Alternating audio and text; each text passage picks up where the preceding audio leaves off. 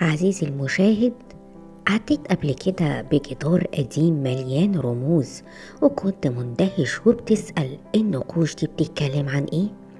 مين كتبها وكانت موجهة لمين؟ في أعماق معبد الكرنك والأقصر وأبيدوس وعلى جدران امتدت آلاف السنين خلد المصري القديم أسراره وطقوسه وانتصاراته وحتى لحظاته المقدسة. هناك مفيش صوت بيعلى فوق صوت الحجارة، ومع الفن اتكلمت الجدران. في الحلقة دي نفتح مع بعض كتاب من الصخر ونقرأ اللي حفروا الكهنة والفنانين على جدران المعابد، من مشاهد القرابين لطقوس تتويج الملك لمعارك دامية وصور آلهة بتحمي مصر من الفوضى. في العصر البطلمي كان المصري القديم واعي بأهمية الحفاظ على هوية، خصوصا في وجه التأثيرات الإغريقية اللي بدأت تنتشر وقتها، وده يفسر ليه المعابد اللي في صعيد مصر زي معابد أبيدوس والكرنك والأقصر ورمسيوم ومدينة حابو لسه جدرانها بتتنافس بالحكايات والمعتقدات المصرية الأصيلة، في حين معابد الوجه البحري اختفت وتأكلت. لكن الحقيقة إن ده ما كانش صدفة، شافوا نفسهم في مهمة وطنية وهي حماية التراث الديني للمصريين القدماء ونقله للأجيال اللي بعدهم. علشان كده لقينا النقوش بتتكتب بإسهاب وبتفصيل دقيق، كأنهم بيصنعوا نسخة حجرية لا تزول عن معتقداتهم. والمدهش ان النقوش دي ما كانتش ارتجال، دي كانت مأخوذة من برديات محفوظة في بيوت الحياة، الأماكن اللي كان فيها العلماء المصريين بيحفظوا أسرار الديانة والعقائد والأساطير، وبيحولوا الكلام المقدس لنقش أبدي على جدران المعابد. صحيح إن كتير من البرديات اللي كانت في بيوت الحياة فقدت مع مرور الزمن، لكن لحسن الحظ فضل جزء من تراثنا حي في صورة أناشيد وطقوس منقوشة على جدران المعابد. ومدينة حابو تحديدا بتقدم لينا كنز نادر. هناك أعيد تصوير جانب كبير من اللوحات اللي بتحمل النصوص الدينية، وكأنها محاولة من الزمن نفسه إنه يحافظ على ما حاول البعض طمسه. التمسك ده من الفنانين والكهنة مش بس كان نابع من ولاء ديني، ولكن كمان كان شكل من أشكال المقاومة، مقاومة صامتة لكنها قوية ضد الوجود الأجنبي. ومع محاولاته لطمس الهوية المصرية كان كل نقش، كل رمز بمثابة صرخة بتقول احنا هنا وهي دي حضارتنا. المصري القديم بروحه الفنية الفريدة كان بيرتب النقوش على هيئة لوحات مترصة مليانة ألوان كأنها صفحات من كتاب مفتوح على جدران المعبد، كتاب بيحكي للمرة أسرار العقيدة، طقوس التقديس، قرابين العابدين ورموز الآلهة وقواربهم المقدسة اللي كانت بتنقل عبر نهر الحياة والروح. ومن خلال النقوشات المبهرة دي قدرنا نكتشف جوانب مذهلة عن المعتقدات الدينية في مصر القديمة. تخيل معايا نقدر من خلالها نتعرف على أشكال وهيئات المعبودات، من طيورها وحيواناتها ورموزها المقدسة اللي أدق التفاصيل أزيائها والتيجان اللي بتزين رؤوسها والحلي اللي بتلمع على أجسادها، بل وحتى قوارب المقدسة اللي كانت بتنقل تماثيلها في مواكب طقسية. أما النصوص المصاحبة للمناظر فهي كنز في حد ذاتها، بتكشف لنا عن أدوار الآلهة في العقيدة وحكاياتهم في عالم الأساطير، وبتحدد أماكن عبادتهم المنتشرة في أقصى الجنوب حتى الدلتا، في معابد زي دندرة وإسنا وكوم إمبو وفيلا. هنلاقي تقاويم دينية كاملة منقوشة بتسجيل نصوص الأناشيد اللي كانت بتتقال لتمجيد المعبودات بعبارات تفيض بالعظمة والإجلال. خليني أعرفك ببعض هذه الآلهة العظام وأماكن عبادتهم. آمون سيد الأرباب والعزة لله وحده، وكان يعبد في طيبة. أوزير إله البعث والحساب في أبيدوس. تحوتي إله الحكمة والكتابة في أشمونيم. حورس الصقر المقدس في أدفو. حتحور سيدة الحب والموسيقى في دندرة والأشمونيم. آتوم خالق الكون والملك لله وحده في أمون وسايس. إيزيس الأم الحنون في جزيرة فيلا. باستيت القطة المقدسة في تل بسطة.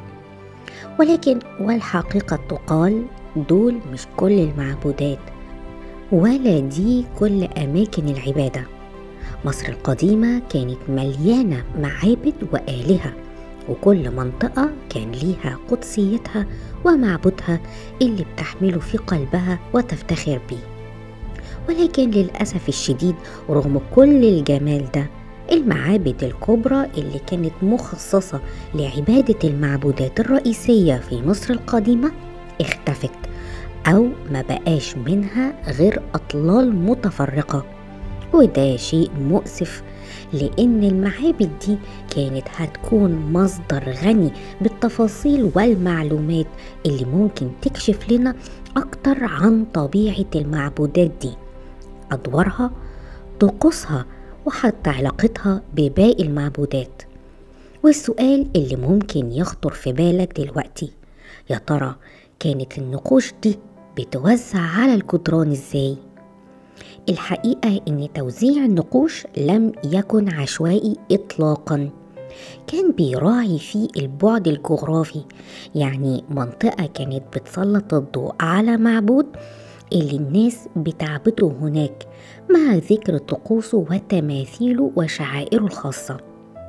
في معبد دندرة تحديدا في المقصورة الشرقية داخل الحجرة الداخلية بالفناء، بنلاقي نقوش بديعة بتحكي عن أسرار أوزيس، خصوصا في شهر كهك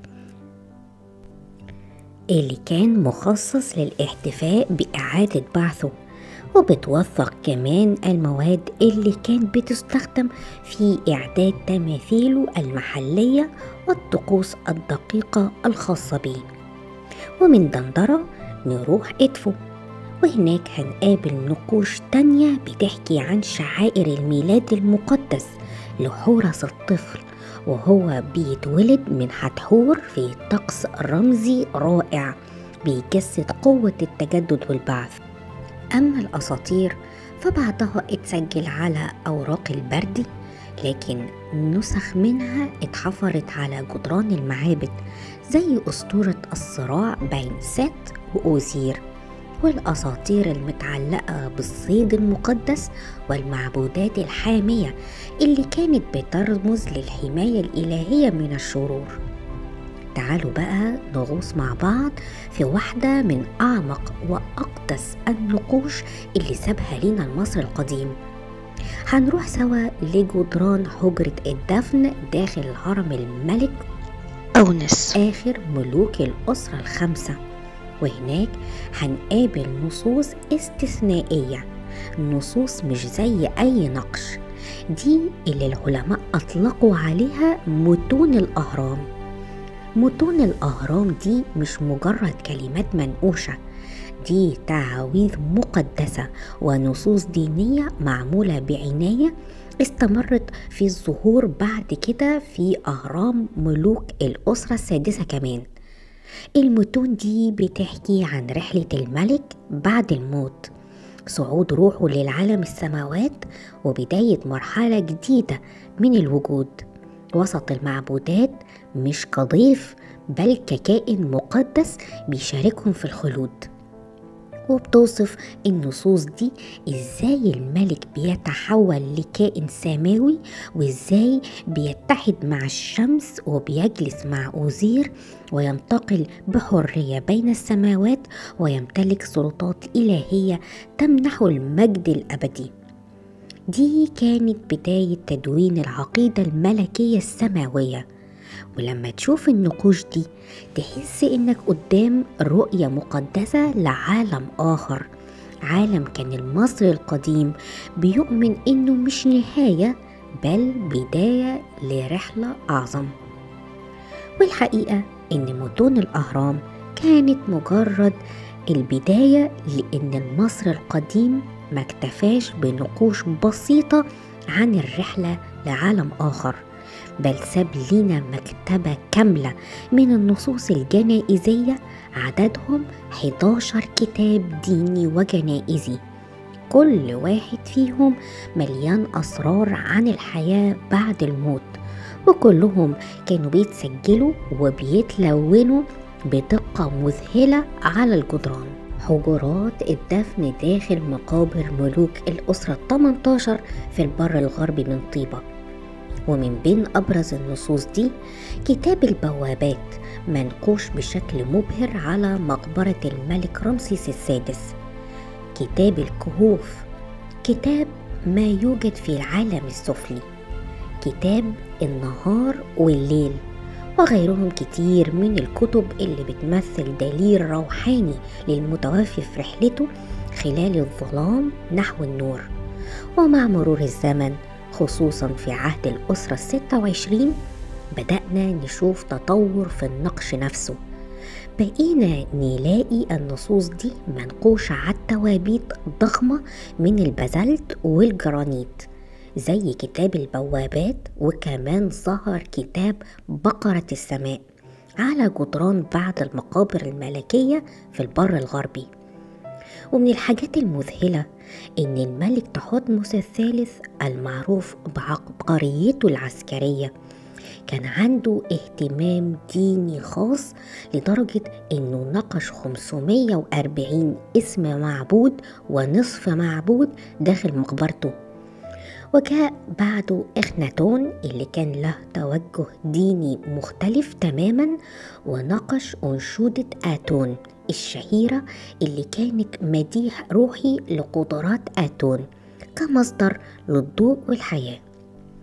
أما الوزير الشهير رخنراع في عهد تحتمس الثالث سجل مناظر مذهلة من نصوص فتح الفم داخل مقبرته في طيبة، عشان يضمن للمتوفي القدرة على الأكل والكلام في العالم الآخر. ونرجع بكم بالزمن شوية لعصر الأسرة الخامسة والسادسة، ونلاقي في مقابرهم بسقارة مناظر فريدة لمواكب الجنازة والتابوت وهو بيحمل في طريقه إلى الأماكن المقدسة. كل تفصيلة كانت محسوبة، كل رمز كان ليه دلالة. خليني أقول لكم إن خيال المصري القديم عن الحياة بعد الموت وصل لأبعاد مذهلة، ما كانش مجرد تصور بسيط عن العالم الآخر، لا ده كان عالم كامل له خرائط وقوانين ومخاطر وأمل كبير في الخلود. وده كله ظهر بوضوح في متون التوابيت، وهي نصوص اللي كانت بتتكتب داخل وخارج التوابيت من كل الجهات، ولقينا منها كتير في مواقع مختلفة زي البرشا ومير والأشمونين وأسيوط وسقارة وجبلين وأسوان. النصوص دي ما كانتش مجرد كلمات، دي كانت تعويذات وصيغ وفصول بيقراها المتوفى أو تقرأ له عشان تحميه وتأمن له رحلته الصعبة وتضمن استمرار تقديم القرابين ليه. والأهم إن هي كانت بتساعده إن أعضاؤه تختلط بجسم المعبود عشان يكتسب مناعة مقدسة ضد الفناء والتحلل. تصور عميق فعلا. والدليل على كل كلمة إن المصري القديم كان بيكتب العناوين باللون الأحمر والنصوص العادية باللون الأسود، في نوع من التقديس والتنظيم البصري، وكأن التابوت نفسه اتحول لكتاب مقدس بينقذ الروح. ومن النصوص المهمة جدا كمان كتاب السبيلين. الكتاب ده صوره المصري القديم كدليل مصور على جوانب التابوت، يرشد المتوفي في رحلته الطويلة نحو العالم الآخر. الطريق كان مش سهل إطلاقا، كان فيه سبيلين، واحد مائي والتاني بري، وبينهم نار مشتعلة، وده الجزء الأخطر. ولو المتوفي مش حافظ الصيغة أو اتلفت يمين وشمال ممكن يقع في النار. وطول الطريق في مخلوقات مرعبة وحراس بوجوه مخيفة واقفين لكل عابر مستنيين يسمعوا الصيغة السحرية، ولو المتوفي قالها صح بيفتحوا الطريق ويمشي خطوة بخطوة لحد ما يوصل للمكان المنشود، وهي حقول أوزير أو الفردوس الأبدي اللي فيه النعيم والخلود والسكينة. وكل الكلام ده مش مجرد خيال، ده منقوش فعلا على تابوت سيبي من الأسرة ال12، والمعروض حاليا في المتحف المصري، ومصنوع من الخشب الملون بشكل يخطف الأنظار. ولما بنقف قدام جدار من جدران المعابد أو بنتأمل تابوت منقوش من آلاف السنين، احنا مش بس بنشوف رموز أو رسومات، احنا بنقرأ صفحات من كتاب حضارة ما ماتتش، حضارة أمنت بالحياة بعد الموت، وكتبت بالحبر والنور قصة الخلود على الحجر والخشب والبردي. المصري القديم ساب لينا مفاتيح كتير، كل نقش، كل رمز، كل صيغة سحرية كانت محاولة عشان يصون بيها الروح ويكمل بيها الرحلة. ولحد النهاردة احنا بنمشي ورا الأثر ونسمع صوت الحجارة اللي بتحكي وبتقول إن الحكاية لسه ما خلصتش، وتجاوب على سؤال واحد: عرفت؟ لو عجبتك الحلقة ما تنساش تعمل لايك وتشترك في القناة عشان تتابع معانا كل جديد من الأسرار وحكايات الحضارة المصرية القديمة. وكمان شارك الحلقة مع اللي بيحبوا التاريخ، يمكن كلمة واحدة تفتح باب لحكاية عمرها آلاف السنين.